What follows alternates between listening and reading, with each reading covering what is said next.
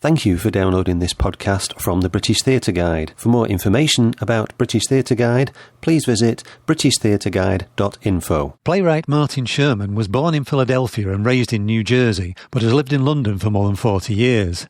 His memoir, On the Boardwalk, is about to be released, covering the first part of his life up to his first major success as a writer with the play Bent at the Royal Court Theatre in London in 1979, which starred Ian McKellen, who has written a foreword to the book.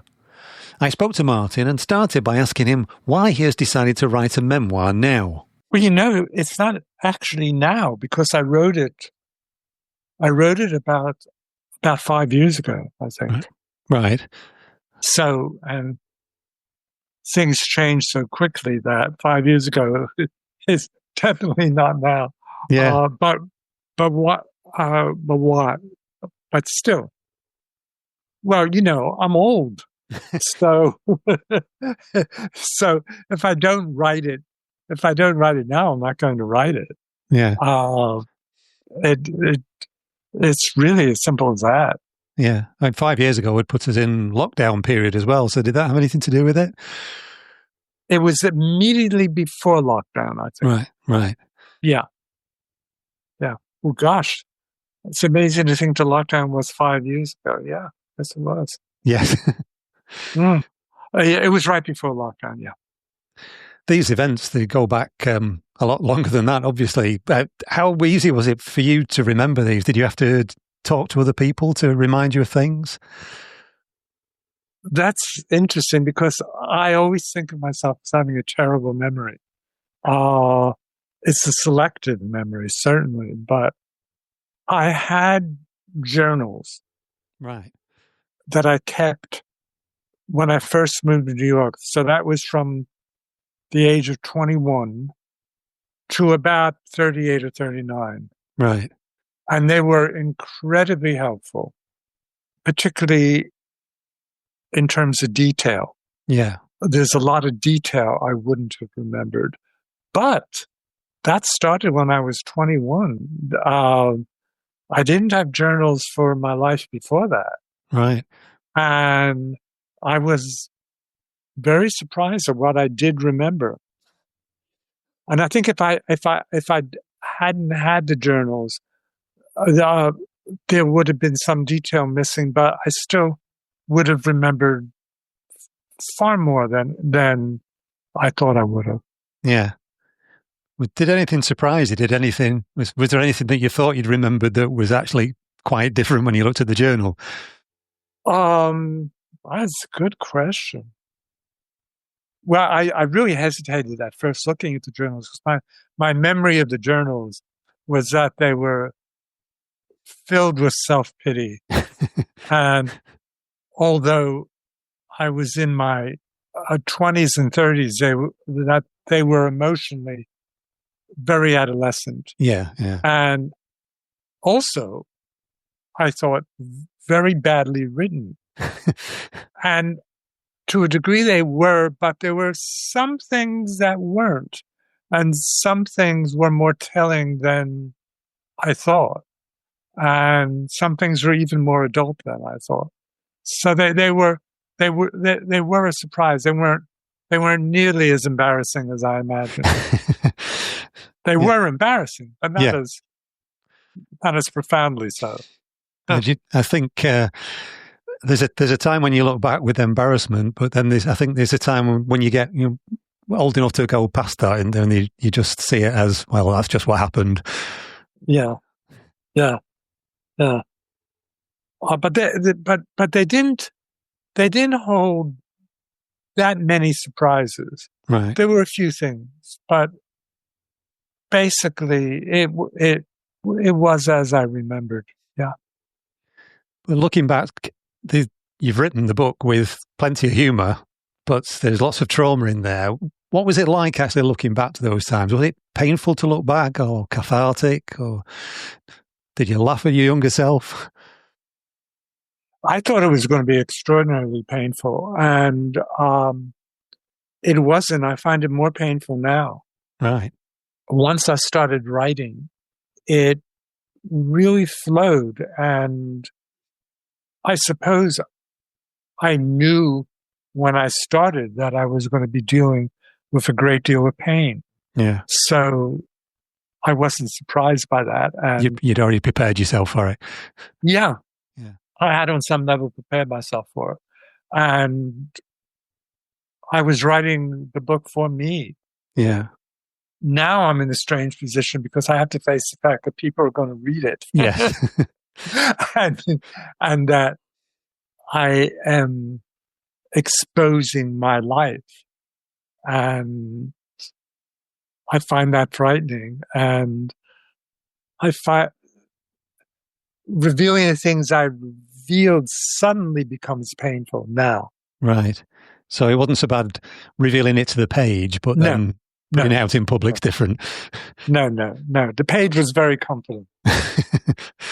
But you're also revealing the lives of other people, family members and friends and people who've been important to your life, aren't you? Yes, and of course, most of them are gone. Yeah. Somebody asked me if I was going to write a sequel, because it stops when I'm 40. Yeah. I find that idea extraordinarily unappealing. Really?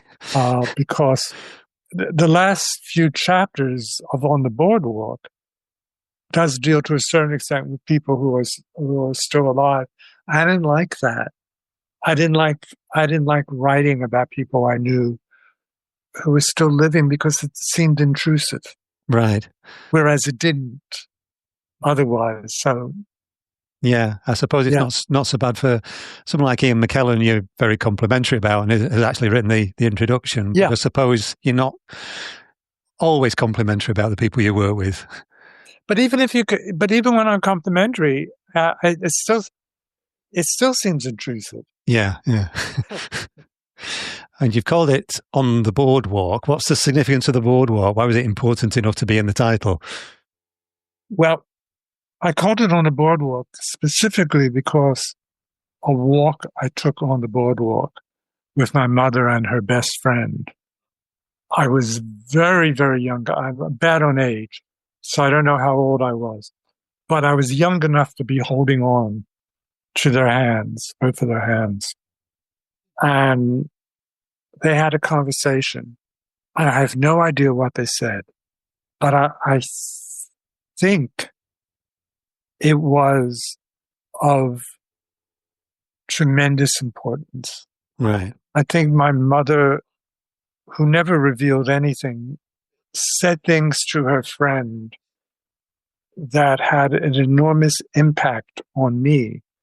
As a child, I didn't know what it meant, but it had an impact, so much so that I've never forgotten that walk.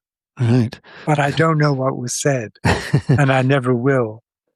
In a funny way, it was the most important event in my life, and that's On the Boardwalk. Yeah. Because it goes to the heart of the mystery of my mother and my relationship with her. Yeah. And that was affected by something that you didn't know at the time until you were older, that she had this hereditary disease, which you thought wouldn't take you past the age that this book stops, the Huntington's disease. Can you just talk about that? Well, my mother had Huntington's disease, which ran in her family. It was a hereditary disease. Her father had it, her brother had it. And of course, it went way back before that.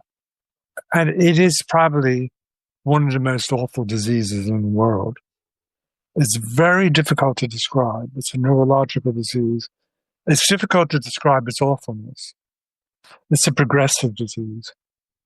And it usually hits you in your 30s.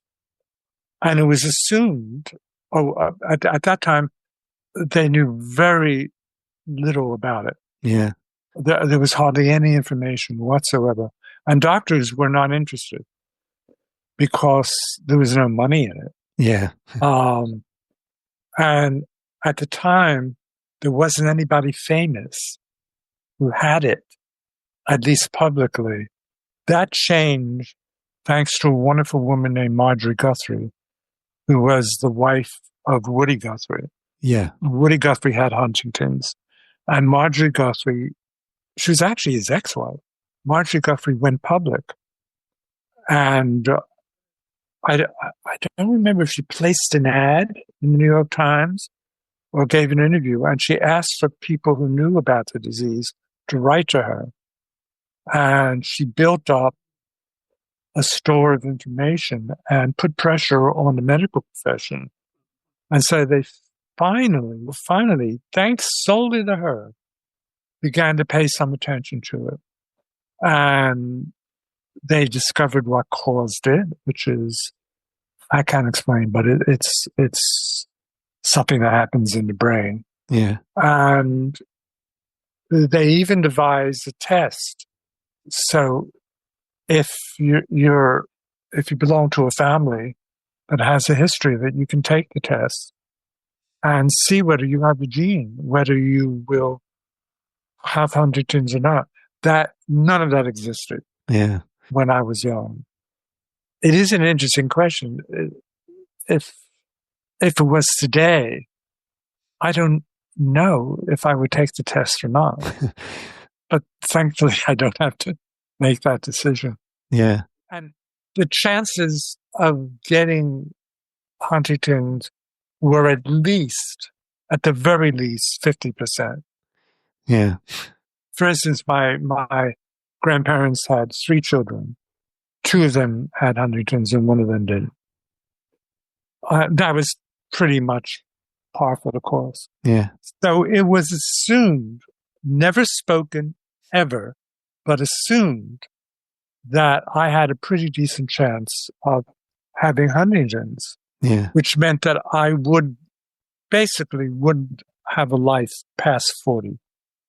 And that shattered my first 40 years, both in the way people treated me and in what subconsciously, certainly, I was thinking myself.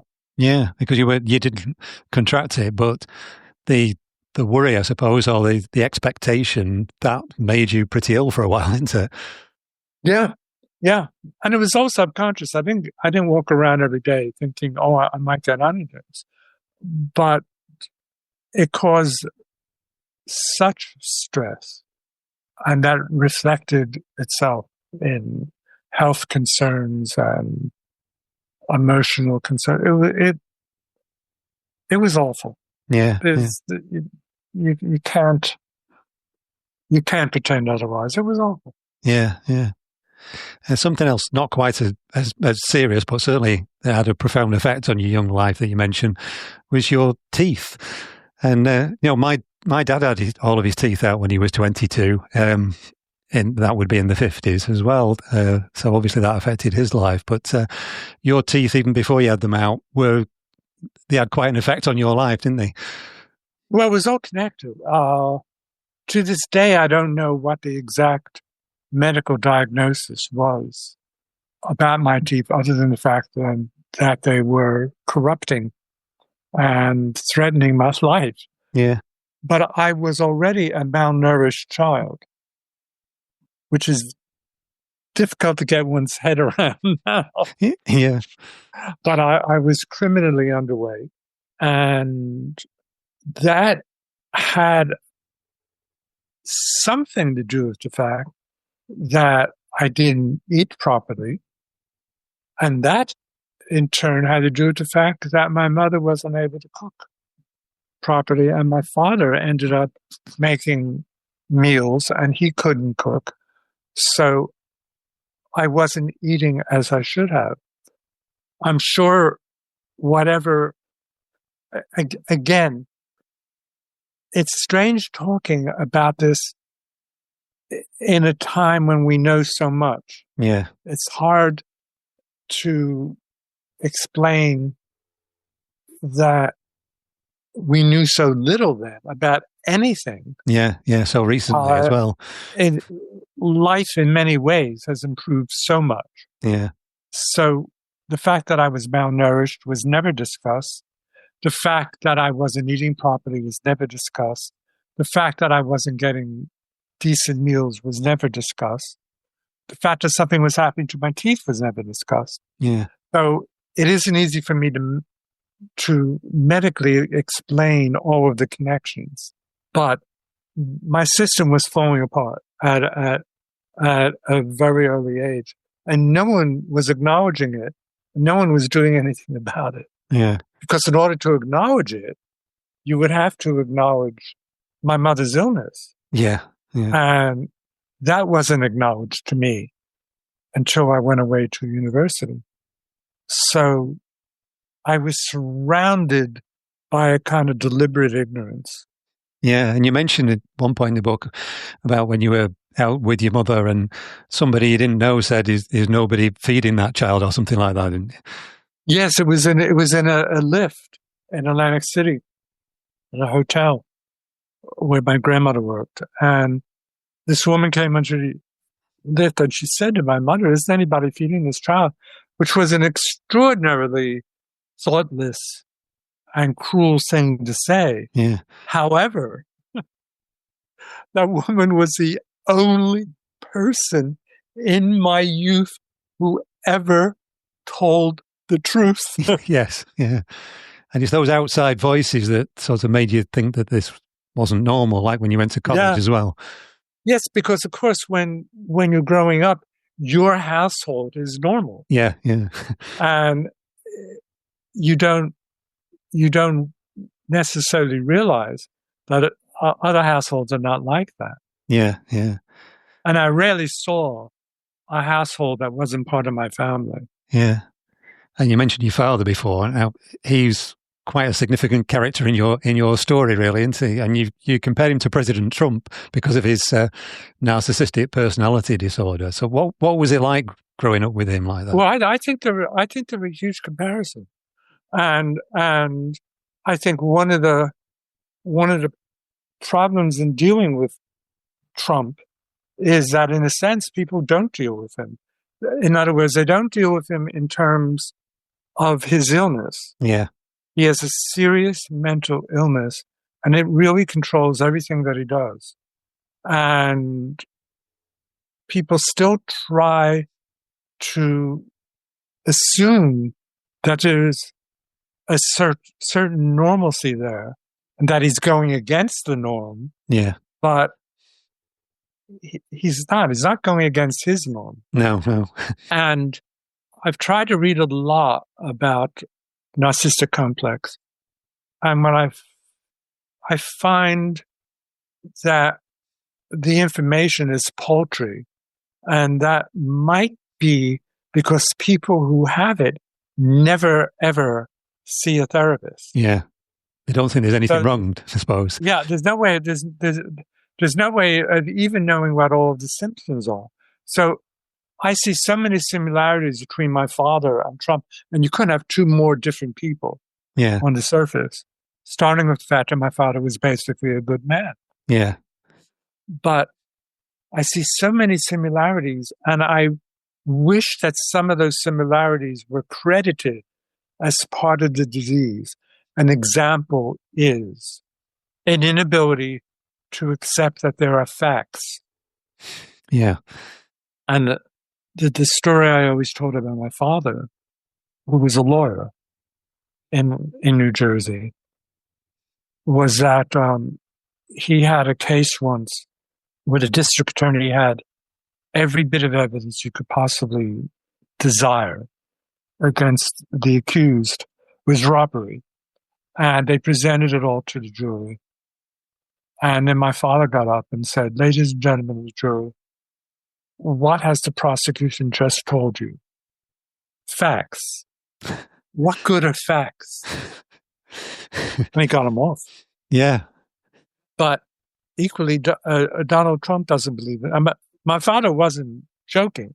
Yeah. He was dead serious. Yeah, yeah. He didn't believe that facts had any importance whatsoever. Neither does Donald Trump. And that is part of the disease, but you don't ever read that that's part of the disease.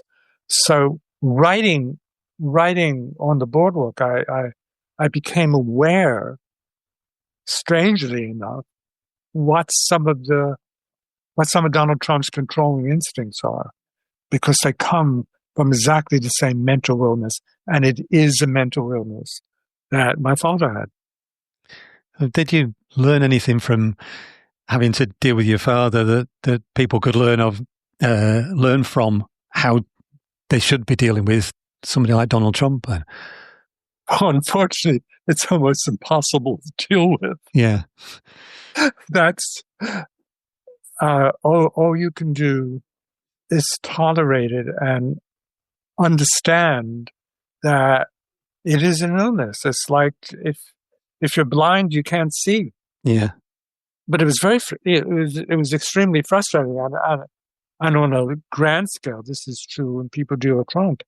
If you had a conversation with my father, and for instance, if you wanted to talk about politics, and you might have certain feelings on the subject, and you would start to defend your feelings, and he would have the opposite feelings, and you would start to talk. And 10 minutes later, you realize that he was now espousing your feelings, and it had forced you into claiming his previous opinion. And it just was topsy-turvy. It was a merry-go-round. You didn't know where you were ever. Yeah. Yeah, because he was very successful as a lawyer, less so as a politician, though, wasn't he? No, he was not a successful politician. In those days, you couldn't do that in politics. Yeah. That's totally changed. But he was a wildly successful lawyer. He got everybody off. And it actually makes sense because, particularly in America, the legal system is based on reasonable doubt. And any conversation with my father about anything, you walked away with doubt, with reasonable doubt. Yeah. You didn't know where you were. You didn't know what you were talking about. You didn't know what anybody else was talking about. You didn't know what he was talking about. So, of course, a jury harbored questions and could not easily convict somebody. Yeah. And he was dramatic. And he quoted from the Bible, which he had never read. He made up quotes. There was a case, I don't think I wrote about this in the book. There was a case in Camden. This must have been in the early 50s, at a time when there was ferocious, and I mean ferocious, prejudice in America against Puerto Ricans. Right. It's hard to imagine how strong that form of racism was in those days. And in Camden, 3 men who happened to be Puerto Rican robbed a store. 2 of them went into the store. One was a young guy who was the getaway driver. And they shot and killed the store owner. And they were tried at the same time, which I don't know if that still is allowed to happen. Yeah. And they had 3 different lawyers. And 3 different lawyers trying this case at the same time, representing 3 men who, on top of everything else, had enormous prejudice against them. The getaway driver was innocent of murder. He was guilty of robbery, but he was totally innocent of murder. He had no idea that they were going to shoot the storekeeper. He was absolutely innocent. And his lawyer said, you couldn't hear a word he said. He didn't want to be there. My father represented the man who did shoot the storekeeper, who was guilty. And my father said, look at this boy. The Bible says you shall not harm the hair of the... And it went on and on. He was extremely dramatic and extremely confusing. His client, who was guilty of murder, received a life sentence, which in those days was the best you could get, because it meant that in about 17 years, if you had good behavior, you could get out of prison. Yeah. The man who drove the getaway car, who was totally innocent of murder, went to the electric chair. So I thought that said a lot about my father's powers as an attorney, and also about the legal system of the day. Yeah. I mean, a lot of lawyers, they say the way they're portrayed in films in particular is just false. It's not really that exciting, but it sounds like your father was exactly like that. Yeah. He was an incredible character, but I think people who have that illness are. Yeah. And they're hypnotic. And you kind of want to be with them. But when you did leave home, you went to Boston University, Department of Theatre. It was a bit of a culture shock, and you realised quite quickly that you weren't cut out to be an actor, didn't you? No. Well, in order to be a good actor, you have to be in touch with yourself. Yeah. You have to be in touch with your physicality. You have to be in touch with your motion. You have to be in touch with your sexuality. I wasn't in touch with anything. So there was no way on earth that I could ever really act. And I learned that quite quickly. Yeah. And it sounds like a lot of the people that you were there with were pretty vulnerable people, pretty much like the actors, the film actors that you admired when you were younger. They all seem to be pretty vulnerable and damaged people. Exceptionally so. This was the 50s. Yeah. This was a very repressed time. Truly, in many ways, life did become much better after that. Yeah. It's hard to describe how unhappy and repressed and damaged people were then. There were many extremely talented people in my class. Oh, one of the most, well, I'll give some examples. There was an older actor who was there when I first came, who then went to New York, extremely talented, then went to New York, had huge success as a character actor, but I mean a major character actor, his name above the title on Broadway many times. He was kind of a star, and he was a tremendous actor. He ended up in a doss house on the Bowery, a hopeless drunk. There was another actor, young, talented, terrific guy. His career suddenly started taking off. He began to get some really good film roles. He was on his way to a major career. Crashed his car, drunk and driving, died in his 30s. Yeah. There was another actor who was a very decent character actor and worked all the time in New York. His liver exploded. That right before I entered school, the year before, there had been an actress who had taken his school by storm, very neurotic. But she left Boston, went to New York, immediately got the lead in a Broadway play, immediately got the lead in a major film, was never heard of again. Totally self-destructive. That was the norm. Yeah. Of course, today there are examples like that, and there are people like that, but that's not the norm. No. And the most talented people were not necessarily the ones who ultimately were successful. Yeah. But when you decided you weren't an actor, you got acceptance by writing then, didn't you? You were writing sketches and things. Well, I had been writing always. Yeah. I wrote my first play when I was 12. So yeah, that I could do. Yeah. And that was a lifesaver. Yeah. A tenuous lifesaver. It got you more acceptance as well. It enabled people to recognize you, or to see you, really, didn't it? Yes, absolutely. Absolutely. And then you joined the Actors Studio, which is known through Lee Strasberg mostly for the actors that it turned out, but you joined the Playwrights unit with Harold Clurman as well. Yeah, they had a Playwrights unit and a directors unit. And your play Next Year in Jerusalem for them was perhaps an uncomfortably close example of writing what you know. Well, that's a very interesting expression, writing what you know. And it's what writers are always told to write write what you know. And I don't think the expression means what it sounds like. No. It doesn't mean to write autobiographically or to write a documentary. It really means to write what you know in your heart and in your soul. And you can know things that you've never actually experienced. Yeah. And you can know things deeply that occurred in Afghanistan in 1632.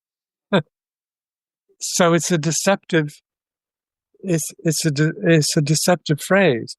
I was writing about my family, which doesn't mean I necessarily knew it. And there were moments in the play that worked, and there were moments in the play that were quite good, and there were moments in the play that were not good. But you were at the Actors Studio, so what was that experience like, being in a place that was very much in the zeitgeist at the time, wasn't it? Yeah, it had just slightly passed the zeitgeist. Right. But it was very important for me because it was the first kind of acceptance that I had ever received as a writer. But also I learned so much. And I learned from Lee Strasberg because I went to all his acting sessions. And Lee Strasberg was a very strange creature. He was, I imagine, a bad teacher. He spoke brilliantly. He had things to say about acting and about theater that were enlightening, instructive, quite astonishing.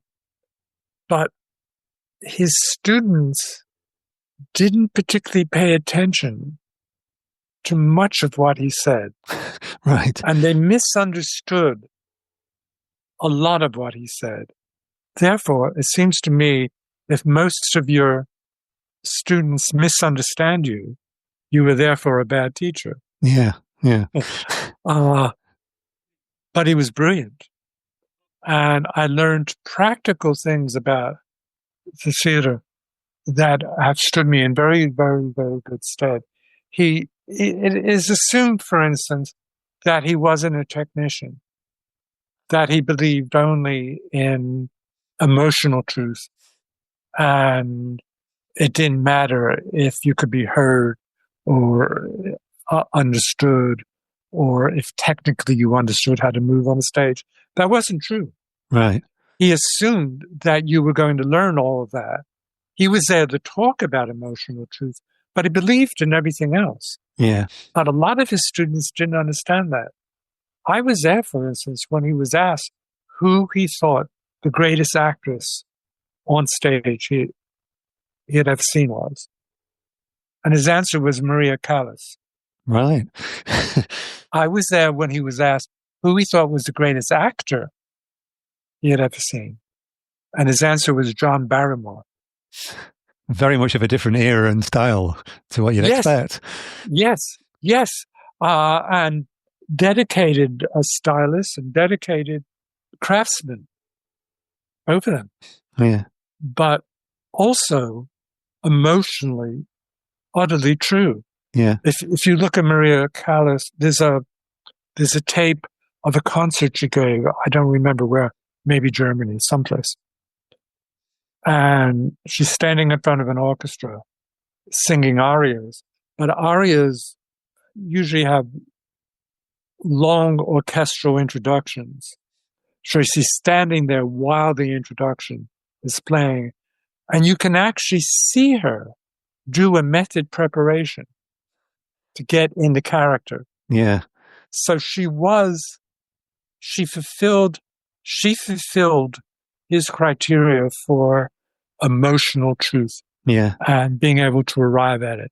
But she was a magnificent technician. Yeah, yeah. And so he was hugely misunderstood, but it was great for me. It was wonderful for me. Yeah, because Stanislavski ran an opera studio as well, and believed that his techniques are just as valid for opera as for naturalistic theatre. Yeah. Yeah. Your early works seemed to be dogged by bad productions, though. They never seemed to work the way you wanted them to, did they? No, I'm afraid that's true. Yeah, it was very difficult. I can't quite explain it. I understand with certain things. I understand, for instance, when the first time we did Passing By at Playwrights Horizons, it was impossible to find good young actors who were willing to play gay. Yeah. So that was a very specific problem. But in general, I just wasn't able to connect, I suppose, with the people who understood my sensibility. Yeah.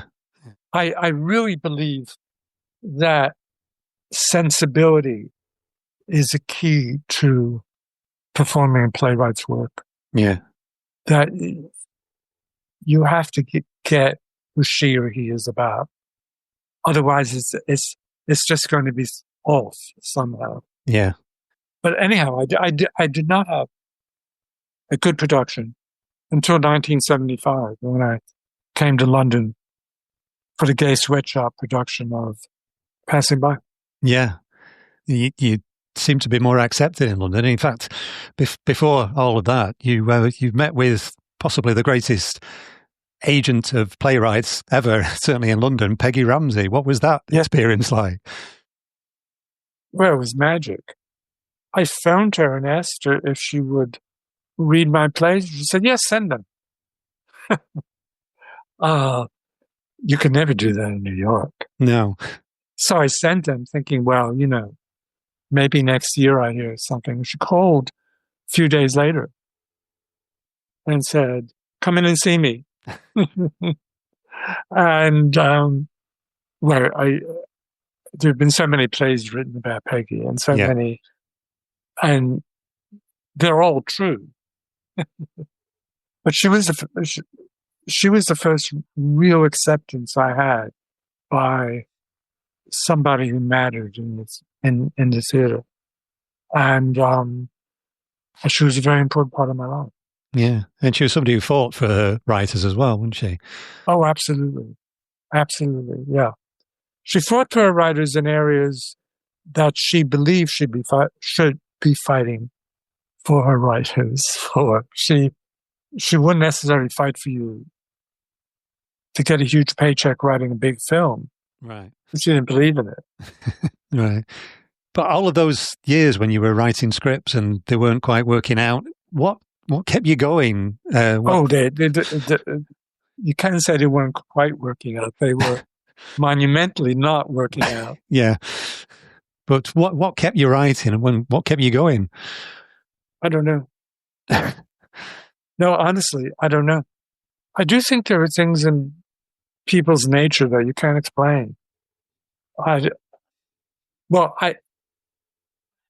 helped that I didn't really have an alternative. Right. That certainly makes things easier. But I don't know. So I give you an example. Somebody asked me the other day in an interview how I became interested in politics and how I became politically active. And I hadn't thought of that before, but I realized that when I was a child, I had a real sense of politics. And when I was like 9, 10, 11, I hated McCarthyism, which was rampant at the time. And I knew it was wrong. I knew the investigations they were holding were wrong, were immoral. I felt very strongly about it. How on earth did that happen? I was a kid. There was no one in my family that felt that. I had no role models.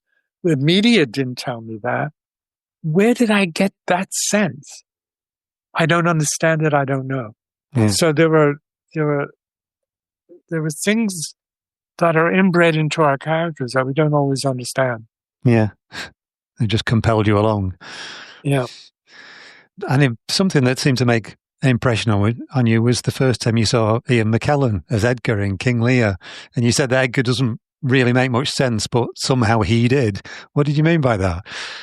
Well, Edgar is sort of a wonky role. Yes. But he was spectacular. His command of the stage, his love of the stage, his command of the language, the fact that the character suddenly seemed like a real person. Yeah. It was magic. Yeah. And it drove the audience wild. Yes. Yeah, I'm sure. But then you mentioned before Gay Sweatshop, they asked to do Passing By, and that was a very different experience. That was somehow a lot more organised than anything you'd experienced in the past with your plays, wasn't it? Yeah. When we talk about the fact that I had bad productions that in the past, they were not unloving productions. No. People doing them were very generous and kind and cared about the material. It just didn't work. Yeah. Gay Sweatshop, on top of the love, had a certain expertise and a certain understanding, as I said, of my sensibility, and a lack of fear. And so it was a revelation to me, and really saved my life, because I don't know how I could have gone on. Yeah. And you had Drew Griffiths directing and Simon Callow and Michael Dickinson in the cast. Yeah. Yeah. And Drew was a genuine visionary. And Simon and Michael were totally beautiful in the roles. And then not long after that, you were at the O'Neill in Connecticut. Was that a turning point, do you think, in your career? That summer was a turning point. First, the Gay Sweatshop, which not only opened my eyes to having a satisfying theatrical experience, but opened my eyes to gay politics. Yeah. And how politics influence your art. That was followed by the O'Neill. Yeah. In which I was working with some of the very best American actors that you could possibly ever wish for. And it was a great experience. And my play was treated gorgeously by its cast. I noticed most of the plays you mention, you say some people loved it, some people wanted to do it, but there's always somebody who hated it. Well, Cracks, the play was Cracks, and Cracks really fell into that category. Some people loved it and some people hated it, and I understand both. Yeah. I understand both positions. Cracks had a deficiency. It was a very funny play, but there wasn't necessarily that much for the actors to hold on to if the audience wasn't laughing. Right. And I failed to provide that. And so if the audience didn't start off laughing, it was going to be a grim experience. Yeah, yeah. But if they did, you could ride it and go with it, and it would be a lot of fun. So it was deserving of both reactions. Yeah. But then all of that seemed to come together with the play where your career really took off, and it started when you saw in the prop store a suitcase with a pink triangle on it. Do you want to talk about what happened from there? Well, I went to a rehearsal of a Gay Sweatshop play, and one little section of it took place in Nazi Germany. And there was a moment where someone who had been working in a Weimar nightclub had a suitcase with him, and he turned around at the end, and on the suitcase was a pink triangle. And it was the first time I had learned about a pink triangle. It's an image that's been used in cabaret since. Yes, yeah. And this was it. As time goes by, by Drew Griffiths and Noel Gregg.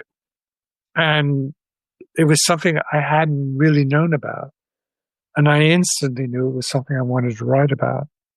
So I started doing research. And I actually wrote the play quite quickly. And this, of course, was Bent, which, again, there were people who loved it and people who hated it, including at the Royal Court where it ended up being put on. Well, there were people who were very afraid of it at the time. And originally it was going to be produced at Hampstead. Yeah, yeah. But they thought which was run by David Orkin and Michael Rudman at the time. And they thought it had to be a gay director. And they gave it to a number of very prominent, rather radical gay directors, mostly from the Royal Court, all of whom hated it. Didn't want to touch it because their gayness was not part of their public persona. Right. And, well, I don't know. They didn't want to do it. And the Royal Court only did it because they had Ian McKellen and a producer, Eddie Kolakundis, who was going to pay for the production.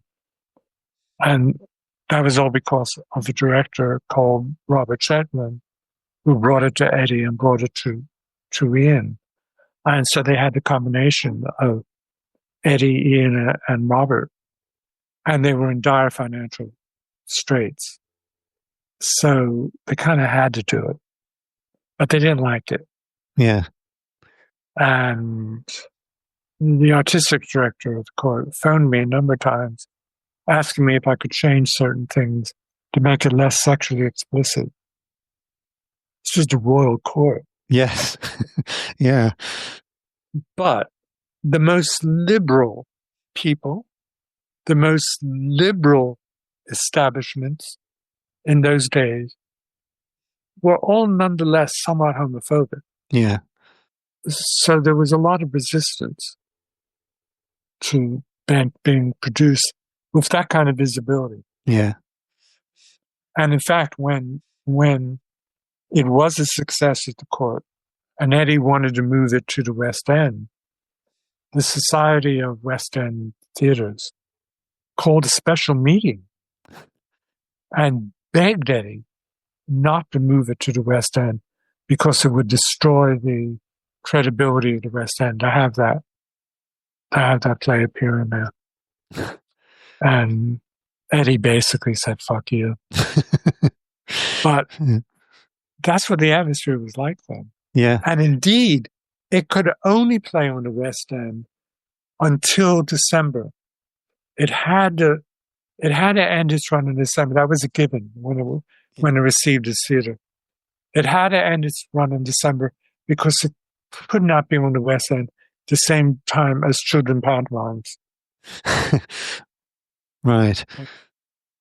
Christmas productions.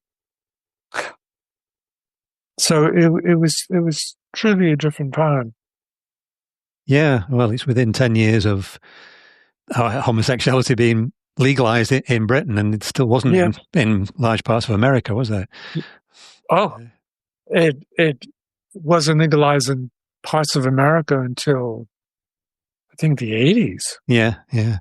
But it did well, and it did well for you. So is that really where your main career as a playwright began with Bent? Yeah. Yeah. That was the beginning of my second life. Yeah. Yeah. Which is the next book that you're not going to write. It's the next book I'm not going to write. Yeah. You could say that I end this book just when my life becomes interesting. Well, it's pretty interesting, actually, the first half. But yeah, actually, I think sometimes lives are much more interesting before they do become what we consider to be interesting.